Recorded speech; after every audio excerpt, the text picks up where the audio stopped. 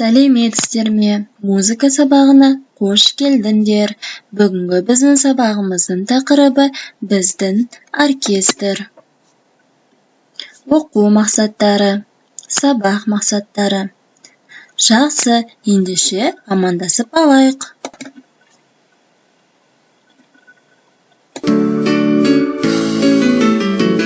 Қайырлы таң ұстазым, қайырлы таң достарым, шеңберге тұрайық, жылулық сыйлайық.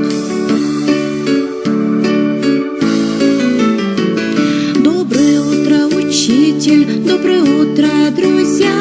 Посмотрите друг на друга, пожелайте добра.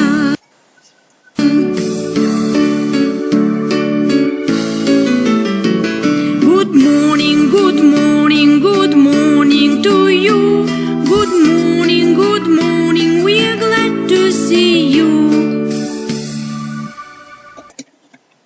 Жарайсыңдар балалар. Сендердің бүгінгі көңіл күйлерің қалай? Көңіл күйіміз тамаша болу үшін мына өлең жолдарын оқиық. Біз бақытты боламыз, ойнап күліп аламыз, жетілсін деп санамыз, оқып білім аламыз. Тамаша, енді үйге берілген тапсырманы тексерейік. Микрофон ойыны арқылы ендеше мен сұрақ қоюды бастаймын. Көнеден келе жатқан аспаптың бір түрі. Жетігеннің пайда болуы жайлы, яғни аңызды айтып бер. Аңыздағы күйлер бізге қандай атпен жеткен? Аспап атауы қандай ұғымды білдіреді? Жетігеннің жетілдірілген түрінде ішек саны нешеге дейін көбейді? Жетігеннің көне түрі неден жасалады? Тамаша балалар, үйге берілген тапсырманы өте жақсы орындадыңдар. Ендеше біздің бүгінгі жаңа сабағымызды таныспас бұрын алдымен мына жұмбақтардың жауабын шешейік. Қазір мен сендерге жұмбақтар жасырамын, сендер оның жауабын тауып алыңдар. Бір нәрсе қараңғыда қаймалайды, азынаса көмейінде мавыжылайды, құйрығын қара жерге тіреп алып, келеді баяғының әнін салып. Қане, кім жауабын тапты? Дұрыс айтасыңдар балалар, бұл жұмбағымыздың жауабы қобыз. Тілі бар түймелі, кеңірдегі кернеген, әнменен күйкені. Қанеки балалар, бұл жұмбағымыздың жауабын кім табады? Қане, ойланамыз балалар. Бұл жұмбақтың жауабы Сырнай. Дұрыс айтасыңдар. Келесі жұмбақ. Бір құлаштай сабы бар, бунақтары тағы бар, басы ұқсас қайыққа, жолықтырар ойыққа, қос танабы тартылған, ұзына бойы ой тұнған.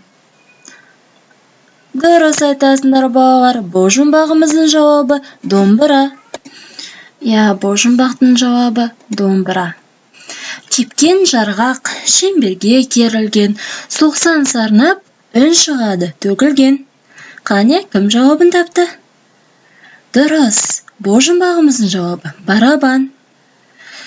Жеті ішіктен жеті түрлі үн шығар, әуезінен жеті тарау мұң шығар, ойнап кетсен түрлі жыр шығар. Бұл аспап, қай аспап? Жарайсыңдар балалар, бұл жұмбағымыздың жауабы жетіген. Келесі жұмбағымыз. Саусақ батпас түтіктен сандуғаш құс сайрайды. Қанеки, кім жауабын табады? Тамаша, бұл жұмбағымыздың жауабы сыбызғы. Жарайсыңдар балалар, бұл жұмбақтардың жауаптарын өте дұрыс таптыңдар. Ал енді балалар, сендерге сұрақ. Бұл музыкалық аспаптарды не біріктіреді?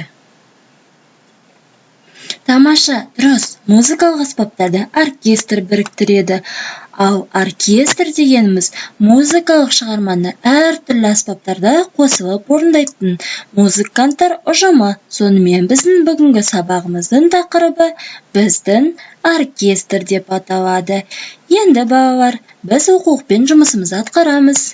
Бәріміз 51-ші бетіндегі бірінші тапсырмаға назар аударайық. Суреттерге мұқият қараймыз.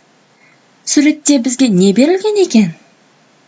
Дұрыс айтасыңдар, бізде суретте оркестрдің түрлері берілген екен. Ендеше балалар, қазір мен сендерге аудиожазбаны қосамын, сендер оны мұқият тыңдаңдар. Сосын, о аудиожазбада оркестрдің қандай түрі екенін табатын боласыңдар.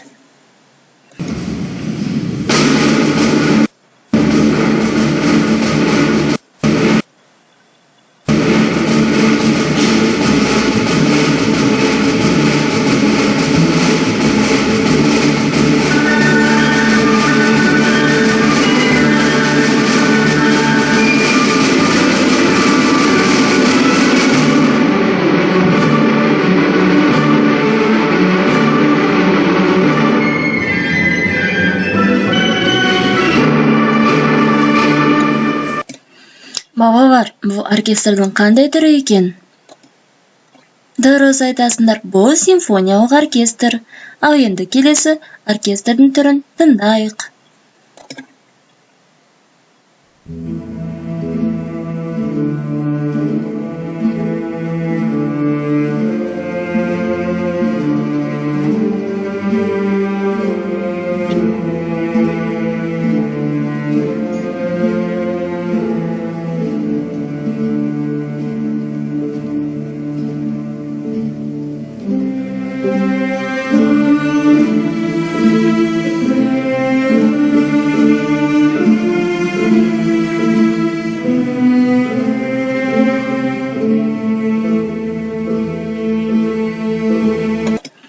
Балалар, қане, бұл оркестрдің қандай түрі екен?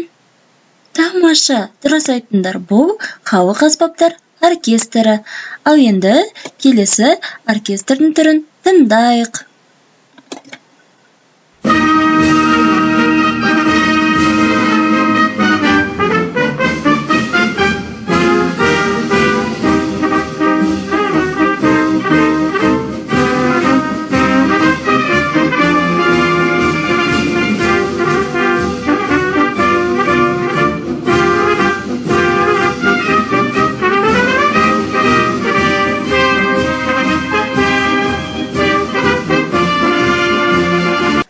Тыңдап болдық, балалар. Қане, бұл оркестрдің қандай түрі екен? Дұрыс айтасыңдар, бұл симфониялық емес, керісінше үрмелі аспаптар оркестрі. Тамаша, балалар. Ал енді мына бейнебаянға назарымызды мұқият аударамыз.